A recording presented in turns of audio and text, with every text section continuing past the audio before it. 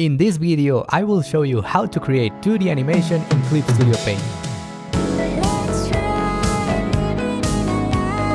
We bring you tonight's exciting story. What's up guys, my name is Manu Mercurial, I'm a 2D animator and I've been using Clip Studio in my projects for the last 5 years now. And today I'm putting all of that experience together and giving you an introduction to animation in Clip Studio Paint. I'll be using the EX version of the program, but you can also work with the Pro version. The only difference is you are limited to 24 drawings per animation file. So let's go to File, New, and select the Animation preset. Super quick overview of what we have here. First, you can choose the resolution that your canvas will have, both in width and height. You have a small preview of how it's looking right next to it. The blue square is your canvas. You can also choose between having a tile safe area, which is also known as a TV safe. This is an imaginary outline that will not show up in the final render, but reminds you not to draw too close to the borders. You can see the canvas preview is updating with these changes, so you always know what you're getting. On the other hand, we also have the option for an overflow frame. This is an extra space around the canvas, and you can use the reference point squares if you want to push it off center. And the cool thing is this will not be rendered in the final video, but allows you to have more room to breathe when drawing your animation. Now onto your timeline settings. Here is your scene's frame rate. This is how many drawings per second your animation will run at. I recommend you always keep it at 24 since it's an industry standard to show 24 drawings per 1 second. This is so we can work on 2s and 3s, which is one drawing every 2 or 3 frames respectively. But we have the option to work on 1s, which is one drawing every frame if we need to. The only exception is if you're working with Clip Studio Pro, you can lower this to make your animation last several seconds instead of only one. We also have our playback time, which is measured in frames and tells us how long our animation scene will be. Since I want my animation to be 4 seconds long to start, I will multiply 24 times 4 is 96 and write 96 frames of playback time. Now you may be wondering why I'm working in this square resolution, 1000 by 1000 pixels, as normally you would go for something more standard like 1920 by 180, which is the resolution of most monitors. But today we're animating something special. Now I want to make it clear, everything we will learn today you can apply to any of your animations regardless of what it is. I just chose this as an example today. So we're going back to the square format. And now let's click OK. Now the square you see is what the program would export if we were to render a video, and in our layer panel you will see we have an animation folder with an animation cell in it and also a paper. Now this may seem like a bit too much, but as someone who spends hours upon hours every day staring at a screen, it's important to take care of our eyes. So I'm going to click on my paper, and in my layer properties panel I will get the option to click this white and change it to an easier on the eyes gray color and click OK. Now right off the bat the program might look different for you. So let me show you where to find anything that I'm clicking if it's not the same for you. For example, the layer property panel. You just have to go to Window and here they all are. Here's the layer property for example, but we're looking for something way more important, which is our timeline. So if you're ever missing our animation timeline, here it is. Let's just click it. Quick overview round 2. First of all, you can see it is also showing our animation folder and our paper. Yours might be showing a thumbnail. Personally, I turn this off because it gives me more space. By going here to the timeline options and going to thumbnail size and switch it to none. But it's up to you however you want to use it. Now, if you started a file without using an animation preset, your timeline might look like this. You can go to this button to create a new timeline, and then in this pop-up you can select the options like the frame rate and the playback time. Next we have the play or stop button for the animation. And next to the playback controls we have the new animation folder and new animation cell buttons.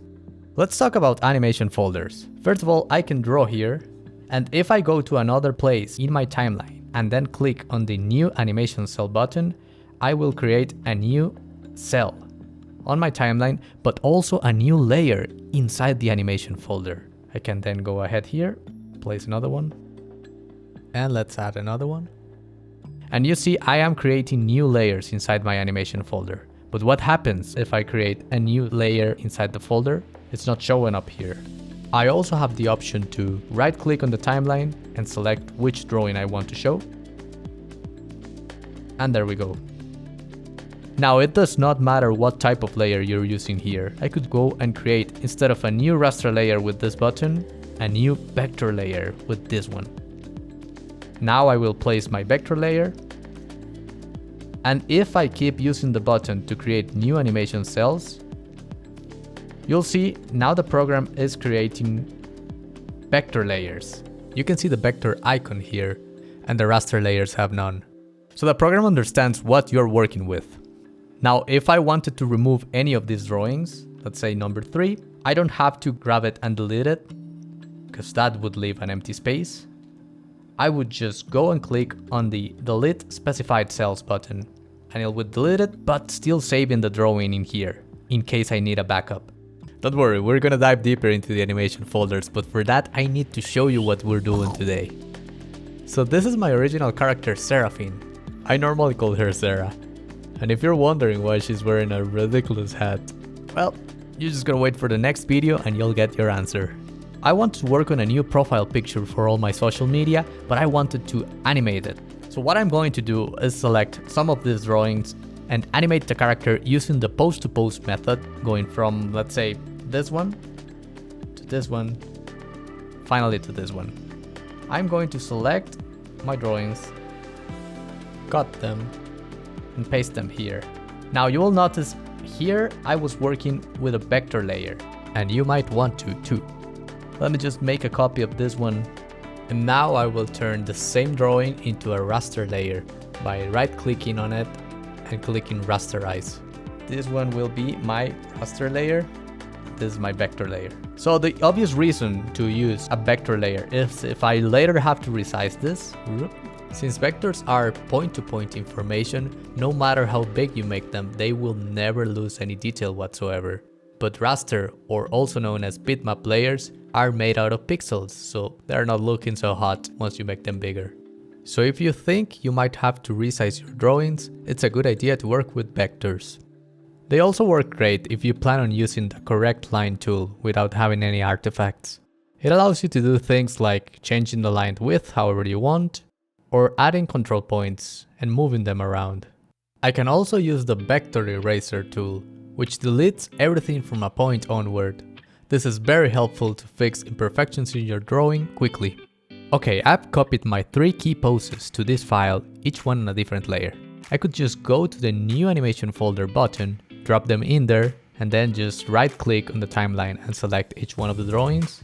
Oh, let me turn on the opacity. And this would definitely work, but Clip Studio gives us a lot of options to keep our files ordered, and I recommend you take advantage of it. You can go to this button, edit track, and rename all the layers inside of your animation folder, either in a timeline order or in a layer order. And you see, they have been renamed. And also, I will separate certain parts of the character on different folders. This is not mandatory, this is just to make my life easier, since things like the hair tend to lag behind, or the letters in her hat need to stay solid. So all I'm doing is making a selection in the first folder and then cutting and pasting onto the next folder, always respecting the naming convention of 1, 2, and 3 for each of the key poses. Okay, now I have my 3 rough keyframes separated by the base in one animation folder, the hair in another one, the color in another one, and the letters in another one. This in every drawing by using the power of the animation folders. And the good thing about doing this is if, for example, I wanted to change the hair, I could just do a broad selection in the 3rd drawing of the hair animation folder and just change it however I want, and it's not gonna affect the rest.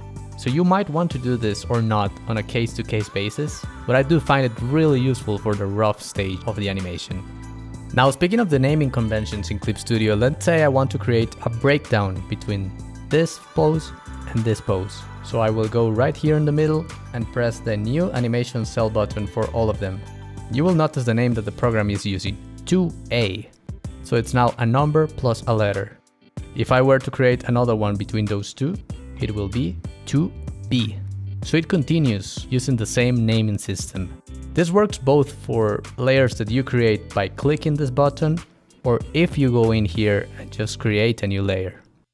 We can use just numbers for our keyframes and a number and a letter for our breakdowns. What can we do for in-betweens? Let's say I want to create an in-between between 2A and 2B. If I create a new layer here, it will name it layer 1, but we can help it by naming it 2A1. Let's place it here. And now if I create another in-between here, so we can keep our animation on 2s, which is one drawing every 2 frames, it will name it 2A2. So it continues with the naming convention. Again, if I create new layers here, 2A3, 2A4. This might seem unnecessary, but when you start working with more complex scenes and a lot of animation folders, having different characters in the same scene and coloring them, you'll see it starts getting a little confusing of where the key poses are, where are my breakdowns. So I do recommend using this system to your advantage. Okay, too much theory. Let's get drawing. Going back to where I only had my first in between, I actually want to go here and show you that between these 2 drawings, her hat, the letters, and the, let's call them metal ears, are exactly the same. So I could just duplicate the drawings that I have already done and delete the parts that I need to change. So we are going to do that. I'm going to open my animation folder, click on the drawing that I will duplicate and drag it onto the new layer button. And see, it's creating a duplicate that's called 1A, and it is the same drawing. If I modify this one, I still have the other one. But the important thing why I want to show you this now is that it is keeping the naming convention. Let's set a blank 1A frame. We can't start animating without introducing our best friend in digital animation, the onion skin tool, which is here in this button, and it will show a ghost of the previous drawing and the next drawing. Now to change the onion skin options, we will go to our timeline menu, which is this button right here, and go to show animation cells, and here they are, the onion skin settings. You can choose how many drawings you wanted to show and which colors you want to use. I recommend you keep this color since most animation software use the same convention, where blue is the previous drawing and green is the next one. Okay, finally I'll start animating. We're 12 minutes in. Now the point of this video was to give you the tools to start animating in Clip Studio Paint if you have never done it. Obviously there's a lot to cover and we're still not done. I'll still explain what I did, but it will be very brief since the focus in this video is the software. And I'll make other videos where I can do a deep dive into my process and things like animation fundamentals, post-production, and a professional pipeline. Nonetheless, what I'm doing is applying everything that I just taught you and using it to go from one key pose to the next one and thinking, what do I need in the middle? So here, taking advantage of the fact that I can separate the hair from her base features, I can apply a bit of squash and stretch to the breakdowns going from this pose to this one. She first rises a bit, rises before going down. You can see that. But I also can add a couple more breakdowns between those poses to change how she goes up. So you can see I'm dragging some features in her face. The body is already turning. And then when she's going down, we actually overshoot and then settle. So this is the result. So this is more interesting than just going from one pose to the next, adding in-betweens right in the middle. We will do the same from pose 2 to 3. I'll also start defining the animation charts, drawing them outside the canvas, and they are the information that allows me to know where we will have acceleration and deceleration. It is also kind of an in-between guide, since it's telling me the spacing that the in-betweens should have. I know I'm throwing a lot of animation jargon around, but again, we will break it down on our future videos. For now, once I'm happy with my rough animation, we can move on to cleanup. So let's look at what tools Clip Studio offers to make the tie down and cleanup process easier for us. At this point, I am done with my keyframes and breakdowns. I'll change the timeline zoom with this button. Let's check what we have.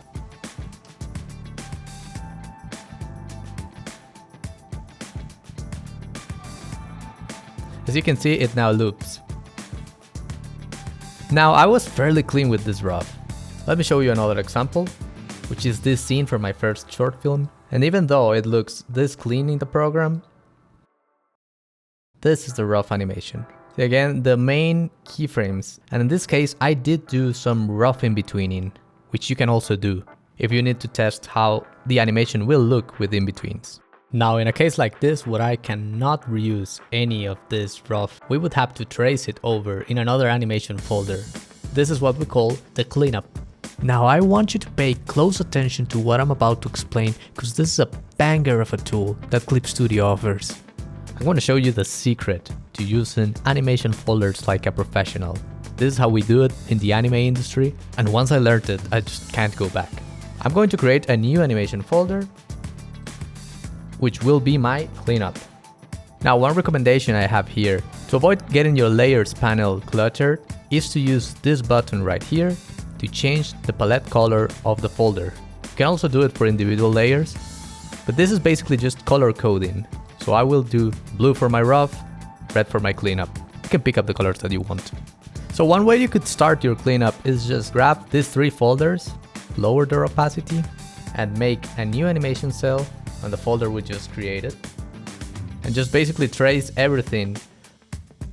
You would be really careful with the line, and in places like this, you would only leave the final line that we can see, so not showing any transparency. Now you could do this for the entire drawing. Another thing that your cleanup should have is guidelines for your light and shadows, but you cannot do it in the same layer, because otherwise it is impossible to separate it from the actual line, because once you do the shadow fills, these have to be erased, and if you're drawing them in the same layer, it is impossible. So what can we do? Then we create another layer, right? Wrong, because remember, the animation folder can only show one element at a time. So even though I created a second layer, I cannot draw on it. You can see the symbol that I get when I try to. So I would just create several animation folders, each for every pass, right? That could be an option, but there is a better way. And for that, I need to explain how normal folders work inside Clip Studio. So if I went over here and create a new normal folder, just place it here, and I grab these 2 layers, place them inside the folder. Now I can go onto layer 2. Let's name it shadows. And this one, let's call it line. So in my line layer, I am drawing everything that is the main black line for the character. In my shadows layer, I would draw everything that is the shadows for the character. Probably here, caused by the cap, maybe here, caused by the hair. And see, I can have both. And if I need to turn off my shadow, then I can just do this. But again, I cannot grab these 2 and put them back into the cleanup folder, because then I can only show either the line or the shadows. If there was only a way to show both at the same time, well, go back, and once they are inside the folder, I will grab that folder and throw it inside the animation folder. And now I can select for my animation folder to show the normal folder. And now I have both, and I can turn off whichever I want. And if I wanted to have more layers here, well, I can just create a new layer and draw on it. But I could start getting confused, right? Maybe I just didn't realize, and I'm drawing in this one layer with a black line. And then when I go turn it off, I realize, oh no, I'm in the wrong layer. Well, I'm going to one-up you with a fail-proof mode we use in the anime industry, so this never ever happens. And for that, we're actually going to turn everything into a black line. I'm going to press Ctrl and U in my keyboard to open a hue and saturation adjustment and turn the luminosity all the way down. I'll do the same with the other layer. And now everything is a black line. Then how can we add color? Well, with this button right here, change layer color. I'm going to click it. And again, the layer property panel, if you can't find it, it's on Window, layer property. Yours might look like this. It doesn't matter if it's not showing the subcolor. I'm going to change this color by clicking on this box to black, because this is my line. For the shadows, I'm going to click the change the layer color button and go with a blue. And for the letters line, again, click here, change it to an orangey yellow. Now what's happening right now, you can see this icon here, is these layers are forced to always draw in this color that I just selected. So I don't even have to pick colors anymore. I'm always going to draw with black. And look at what happens. If I'm in the letters line color, everything I draw will be yellow. If I go to the shadows, everything I draw is going to be blue. And if I click in the line, everything I draw is going to be black. Now this animation folder, I will name correctly. So right now we're working on the third pose. This will be called 3. Now if I want to work on the second one, then again, create a new animation folder, name it 2. Place it over here, and inside of this normal folder, I will create the layers. Now you're not forced to do this every time. You can just make an empty one and just start duplicating it and have it as a backup. So as you can see, this is a great way to work effectively with animation folders. In my case, in this specific animation, I will actually use my rough animation since it's fairly clean, and just duplicate the drawings and drop them into the folders, respecting the naming conventions, and then I'll erase the parts that shouldn't be transparent. And then with that and my spacing charts, I'll start Inbetweening. Now when you start using the opacity of the animation folders, your frame rate might get impacted.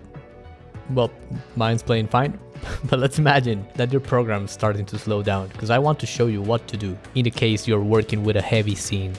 Just in case, I want to show you about this menu, which is going into Animation and Playback Settings. In here you can choose between prioritizing playing the animation in real time, which means having its timing to be exact even if it has to skip some drawings, or to play all frames, even if the animation has to play a little slower.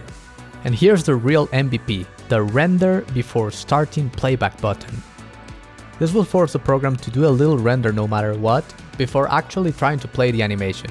This way, it will always show all frames and also play it at the correct speed.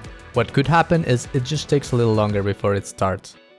Now with this, and after we've done our cleanup, all that's left is doing our in-betweens, which is basically applying our spacing charts, making new animation folders with the pipeline that I just showed you, and using the onion scheme to check where should I draw my lines, or sometimes just selecting and transforming some of the vector lines to reuse drawings I already made. One tip I can give you when in-betweening is try not to draw right in the middle. I know this sounds counterintuitive, but what I mean is think of what parts are lagging behind and which others are leading the action. So even in the in-betweens, you will end up with more interesting drawings that help the animation flow and remember your squash and stretch. A good animation pipeline should solve all the problems of the production of this specific scene beforehand, so when you get to this point, which is in-betweening, it's just basically filling in the blanks of the blueprint that you've set. Once we're done with this, we can move on to coloring. For this, I will create a folder, I'll call it color base, and inside of it, I'll start adding all the different animation folders we will need, each for a different color piece. To do this, you will need to create raster layers, since vectors cannot be used with the fill tool, also known as the bucket tool. Now I will set all my empty raster layers in the timeline, and then start duplicating this empty animation folder, which is an easier way to get all the folders that I need. I will also save it with the name backup to have it ready just in case I need to duplicate an extra copy. Now, are you forced to do it this way? Not at all. Actually, in normal productions, you wouldn't do it this way, because obviously it takes more time. I do it because it gives me more control later on when it comes to post-production. But it is completely fine if you just make one animation folder and fill all the colors in there. Afterwards, it's just a matter of filling in with the bucket tool. Just being careful on which animation folder you are. A couple of tips I can give you with my fill tool is to turn on the close gap function so the color doesn't escape, and also the area scaling. So when you use it, it feels a little extra that will help cover those tiny little pixels that sometimes programs leave unpainted. That way you don't get any transparency where you don't need to. All that's left is filling in each one of the colors, one by one. This is a process that you can perfectly delegate, meaning asking someone else for help, since it's a process that doesn't need for them to be able to draw. And then you can use that extra time to focus on other aspects of the production or even other scenes. I also recommend using the Sub View tool to set a reference where you can color pick each of the tones that you need. Once we have filled each animation folder with its respective color, we are ready for post-production. Guys, this is a topic that is dear and close to my heart because I love the stories that you can tell with lighting and color. And I'm making an entire video just focused on post-production for animation. So in this video, since the focus is giving you the tools to start animating with Clip Studio, I will just give you the highlights. But be sure to check out the other video later on when it's posted. Okay, first of all, the order of the layers matters a lot. One of the things I did is having the pupil color, which is this red, and the eye highlights to be on top of the line. You can see it by the color of each animation folder. Things like highlights or anything that has to do with a light look better when they are on top of the line, because then they either change their color or just cover it completely. If I had the highlight under the line, it wouldn't work well. If we go to this option right here, we can play with the blending modes, which is a way to mix the colors of one animation folder, or for that matter, any element in Clip Studio, with another. So I'm going to use the multiply blending mode for the shadows, and you can see the effect it gives. I can also lower the opacity so it's not that overbearing, but now the shadow is working on top of the character. There are also blending modes that can help for highlights, for example, to make it look brighter. Blending modes are an incredibly powerful tool and just so much fun to play with. Also, you can scroll through them using your mouse wheel. Bet you didn't know that. When using them, I do recommend having in mind what you want to get out of it. You can right click on the layer panel and go to New Correction Layer and select any adjustment layer that you want. I will select a hue and saturation one, and this is changing everything that's underneath it. But you can go to the Clip to Layer Below button, which is this one, to make it affect only the layer that is below. Hence why I separate different pieces colors in different animation folders. You can use the same Clip to Layer Below button to, for example, paint a texture for the golden letters, by the way they are golden, and then just clip it to the layer with the color of the text. And with that I can get away with some easy texturing into the animation. This is something I use a lot. For example, I did the same with the blue gradient on her hair. It's just a blue gradient clipped to the pink hair layer. Finally, let's talk about another type of animation you can do inside of Clip Studio. We're gonna switch to this scene where I have this tiny animation of a character looking towards the camera, and you can see it's all done in Clip Studio. But can we do a camera movement too? The answer is yes, of course. I'll just go to my background image, which is this one right here, and now click on this button, the Enable Keyframes on this layer button. What this does is allow me to set keyframes in all transform properties of this layer. So this is scale, position, rotation, and even opacity. But let's focus on those three first, which are the most important for any interpolation in animation. So here's the option that tells us what type of interpolation we are creating. Hold means there will be no change from one keyframe to the other, it will just show the keyframe. Linear means it has no acceleration or deceleration, as the spacing will be totally even. And finally, the smooth interpolation, which is the most common, has acceleration and deceleration.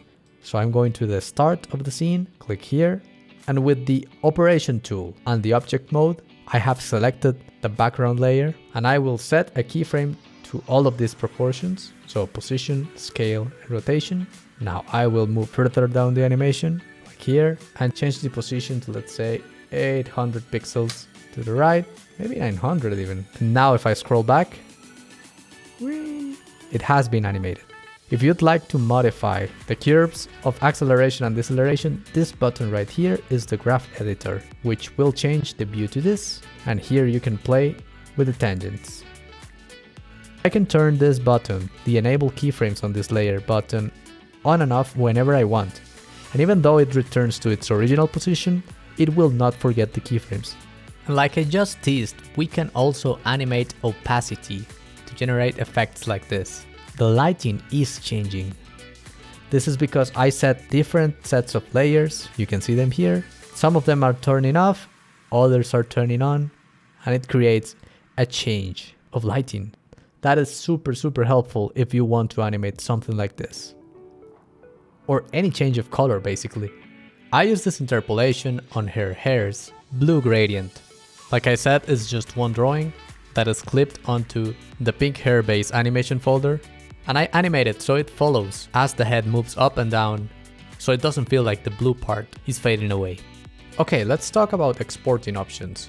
First we will go to File, Export Animation, and here we have the options. If this is your final stop when it comes to this animation, you can either export as a GIF, I will just call it GIF, or a movie, which is a video. Let's start with the video. It will open this export window where you can see I've been saving the process. We can call this Final CSP Render, and you can either save it as AVI or MP4. I highly recommend MP4, and just click Save. Here are the options for your scaling settings and your frame rate. It will always start with the default size and the default frame rate. I wouldn't change anything here unless you need to, and click OK. Now the program will export and we will have an animation. And here we have our animation. She's alive. We can also export it as an animating GIF, and for this it will open the Save As window first, so we will call it Log Animation, and now we get the exporting options. It will always default to a size around 500 pixels, but you can make it bigger or smaller depending on what you want. Sadly, since this is for social media, this is like super small. Well, I guess you saw it in this video, so. But yeah, this is for a profile picture, so it's gonna be like 100 pixels. Also keep dithering on if you have gradients, otherwise they're gonna look like doo-doo. The export range and your frame rate are already set, and you can also set the loop count to a certain number of loops, but for most GIFs we will want them to loop infinitely. We click OK. And here it is! Oh my god, it's so small! But it actually works quite well. Our final exporting option, in case you want to do the post-production in another software, is this one. Export Animation, Image Sequence. When you're going to post-produce animation, I always recommend you export a PNG sequence, which you can choose here. I will turn off every layer except the one I want to export before doing this. So let me cancel, turn off all the color, this too, and just leave the line art for the animation. And I will even turn off the paper, because another advantage of PNG is it retains transparency, and you can see this is transparent by the gray and white squares. So export animation, image sequence, and I will call this Sarah line, and you can see you have a separator, which is what will be between the sequence number and the name. It could be a lowercase, it could be a dash. I recommend you leave it like this. And the starting number, if you want to export it starting in 1, well, you will just change it here. I don't mind it starting at 0. Here's the type. The output frame is what you wanted to export. You can choose between the output frame or the entire canvas if you want the extra canvas space to also render. For me, I want just the actual output frame. And again, the frame export, which is the range and the frame rate. We'll leave it as is and just click OK. And you would repeat this for every single animation folder to export it as an image sequence that you can edit on another software. And here it is, guys. You can barely see it. I will have to double click and open it. It's still pretty hard to see because I have dark mode on, but hopefully you can see it. It's just, since it's transparent, it looks so dark. And with this, guys, this is the final result. Again, a post-production video is coming your way. Guys, I worked stupidly hard on this video, I hope you can tell. So if you like it, you know what to do. I can't wait to see what you will create using this. And remember, every line you draw, you are one line closer to your dream. Catch you later, guys. Okay, I'm not something you should take stock advice from, but if you, like, a good time to buy is like during an actual crash. No, I know, but what if it keeps going down? How? Well, That's why I'm asking, because maybe it will. Alright, well, ask when it does. Wow. Sorry, Jeffels. Sorry for making you check the news, dude. Yo, it will never happen is again, news, man. so. No, I swear. It's never happen again. No, it is news.